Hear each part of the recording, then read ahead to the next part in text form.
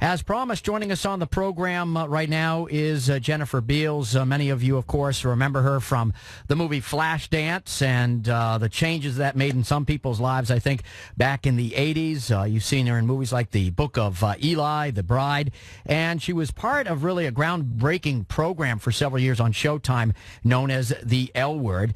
She's also here to talk a little bit about that, but also the fact that back in December, she turned the big 50. And I know for a lot of people, both men and women, that can be sort of a hairy event. Jennifer Beals, welcome to the program. Thank you. Thank you. Nice to have you with us. Were you worried about turning 50, by the way? Gosh, no, I couldn't wait. I was like a horse galloping to the barn. Really? You've got to be the first person, man or woman, who ever said they couldn't wait to turn 50. No, it was so exciting. I was really excited to turn 40. And I just got a sense that when I turned 40 that things were just beginning to marinate and things would get better, and not to be concerned about it because all these things that I was learning in my life I would be able to put to use in some way. Well, I'm turning. If I put my mind to it. I'm turning 50 in a few weeks, so it'll give me some. Oh gosh, don't worry, it's fantastic. But I'm a guy. Is it different? Everybody says, well, it's more of a tragedy for women than it is for men. But oh gosh, it's never a tragedy to turn 50. No tragedy involved at all. Oh well, now You know? I feel better. Jennifer. Yes, yeah. Don't worry, it's all good on the other side. Jennifer Beals is with us. I want to talk a little bit about your acting career, and then we're going to talk about Everdeep in a moment. But I just learned this morning, and again, I watched the movie again over the weekend. I was a young person in the 80s, about 20 years old when the movie came out. I have 3 daughters, and recently they've been wearing leg warmers, and they're all athletes, and they have the cut-off sweatshirts. And right off, my wife and I say, "What? You think you're in Flashdance or something?" I mean, the movie itself was important to a lot of people. We can talk about motivation for dance in a moment, but the fashion thing, I mean, it's really lasted. Well, I think everything gets recycled. I think that's what happens, you know. Is it true that the cutoff sweatshirt was an accident?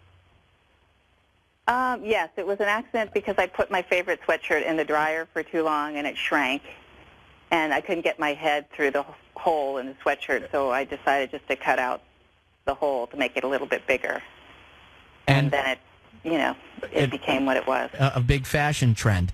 I mentioned about motivation, and obviously a big part of that movie was the dance. You had a very strong character, a great role for a person who was just 20 years old. Have people mentioned to you over the years? I don't think I was 20. I was even younger than that. A little bit younger? I remember I was 18. Yeah. And you were a freshman at Yale? Yes. Yeah. Yes, I just had gotten there. They coincided. Have people mentioned to you over the years, especially around that time, the motivation about becoming a dancer? And I remember young people at that time, that's what they really wanted to do. I knew women that set their sights on that because of the role that you had in that movie. You know what was interesting for me? There were those people that it motivated them to become dancers, but what was interesting to me at that time was how many letters I got about how it motivated people to follow their dreams, no matter what the dream was.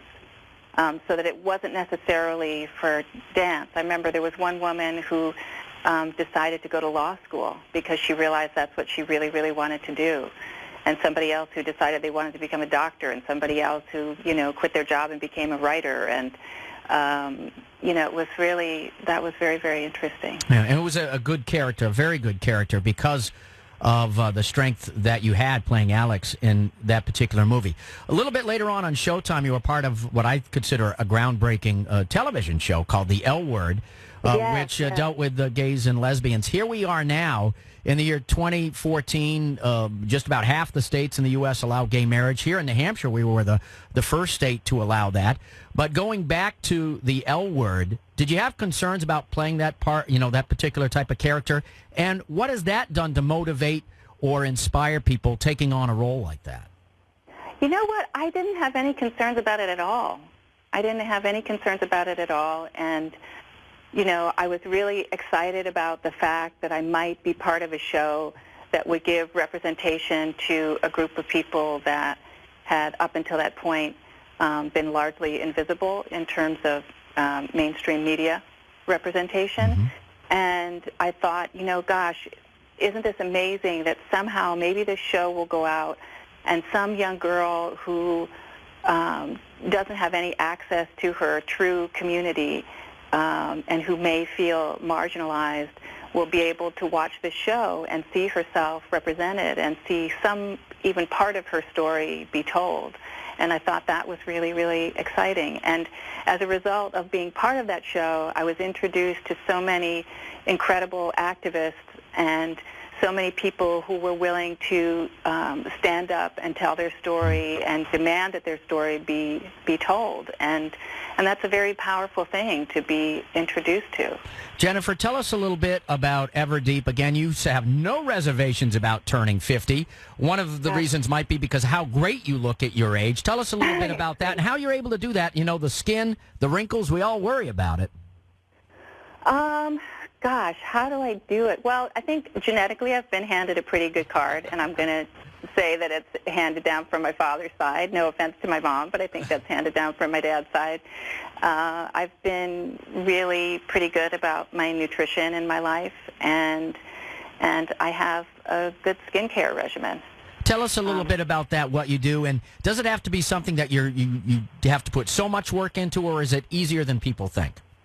I think it's really easy. Like, I don't have a lot of patience to do a lot of skincare stuff. I really, really don't. What's nice about the Everdeep line, there's so many nice things about it. One of the things that I was most attracted to about the line was not only does it work, because I've, made sure that I tested it out before I signed up, but they don't use parabens or phthalates in the formula. And parabens are a class of chemicals that are reproductive toxins, and as well, phthalates are the same. They're both reproductive toxins. And, I think part of this awareness of that you get when you get older is that you start reading ingredients.